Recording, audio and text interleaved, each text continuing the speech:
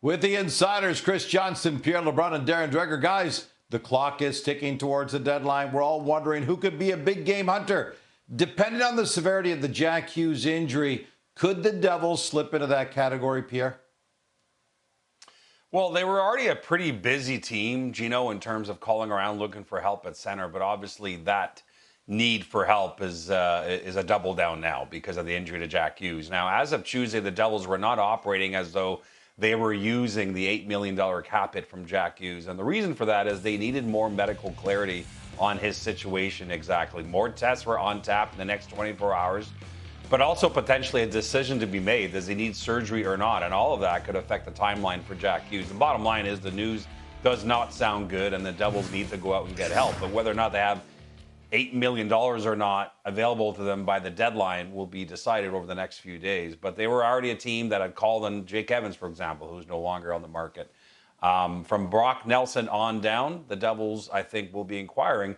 They've already called Carolina, for example, and said, hey, if you're doing something with Rantanen by Friday in terms of flipping him, let us know. I'm not sure Carolina wants to deal him to their team that they might play in the first round, but it's an example, I think, of the eagerness and the of the way New Jersey may approach this deadline over the next 3 days here.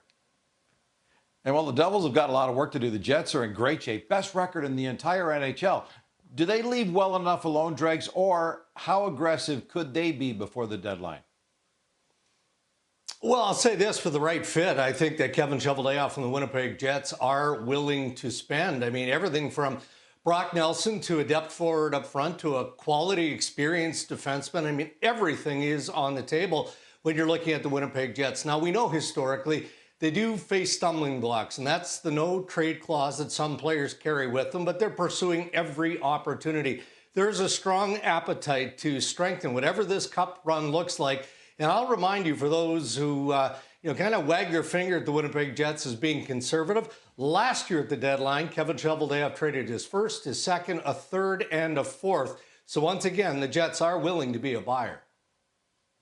All right. He didn't come cheap, but the Oilers picked up forward Trent Frederic, and it took some cap gymnastics to make that deal happen, CJ?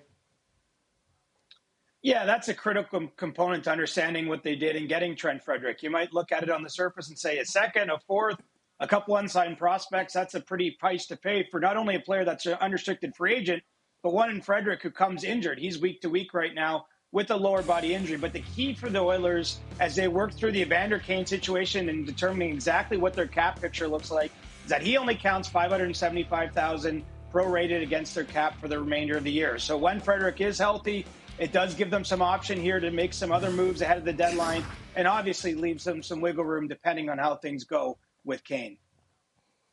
What about the Leafs, Dregs? Are they still big game hunting for Brayden Schenn? Or if that doesn't work out, where do you see them looking for a plan B? Well, Gino, I'd say this. I mean, the Toronto Maple Leafs are at least keeping tabs on the Brayden Schenn situation, only because, hey, there's a small opportunity here. Maybe it presents in the event that Doug Armstrong says, I am willing to consider trading my captain, even when they're in playoff contention. So it's the same group of available centers. You're looking at Brock Nelson. You're looking at Scott Laughton. I'm sure the Brad Treliving list is different than that, but he's also looking at the defense market. And for the most part, the D market is relatively thin. What I know is the Toronto Maple Leafs, because of the cap situation, they're right on the cap line. They are going to look different on Friday after the deadline. Players coming in means players going out. Jake Evans no longer on the market. The Habs just signed him to a 4-year, $11.4 million extension. How did we go from quiet to done deal, Pierre? Well, Montreal picked up the phone on Sunday after a couple of weeks of both sides not talking. That's how, and things went from there. This comes down to the player wanting to stay. I mean, the Montreal Canadiens did not move a whole lot from their original position. They really stuck to a ballpark that they could live with, getting him for less than $3 million a year. A really fair deal for the Montreal Canadiens. Jake Evans could have done better on July 1st, but he didn't want to leave. And it also speaks to perhaps the culture that Ken Hughes and that front office is building in Montreal, where a player like him will want to forego that opportunity and stick around. It was bad news for a lot of teams who wanted to trade for Jake Evans. Teams like Winnipeg and New Jersey and Toronto that had all kicked tires. He's no longer available. Hey, listen, while the Leafs and Panthers do battle for top spot in the division, would it be a mistake to write off the Lightning too soon, CJ?